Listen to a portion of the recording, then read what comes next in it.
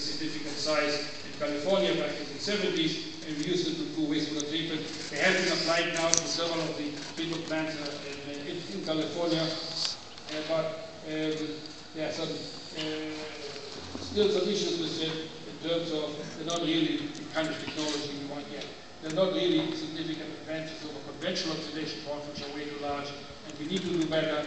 And now let me just go in and say that this is basically the system that we are looking at, just integrating anaerobic digestion with wastewater treatment. And this is what the company Microbio Engineering that I represented. I started with Trig Lundqvist, my colleague, and Ian Worth, and a couple of other engineers, young engineers. And we have 9 ponds that we're trying to get reproducible data from. And I'll show you reproducible data. Even with 9 ponds, it's hard to come by, but we're trying. And eventually, this is the next step.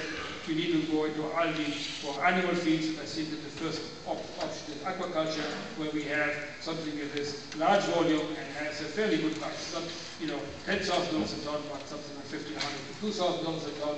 And I would just give you the last slide, and this is where I see the potential of microalgae in the future. If you look at the United States corn grain and soybean production, and if you look at what I see to be done in the future with microalgae for animal feed, okay, we would produce on 1 million hectares, which you see the middle column there, 1 million hectares, about the same amount of protein as being produced on 60 million hectares for animal feed production in the US, which represents 10% of the total world animal feed production, or 1% of the fuel production.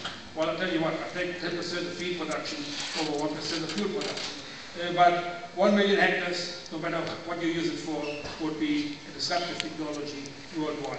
And that is the vision and the future of microalgae technology. And what you see here in the red box is where I see this technology is applicable. It doesn't apply to Europe or most of North America, etc. because of climatic limitation.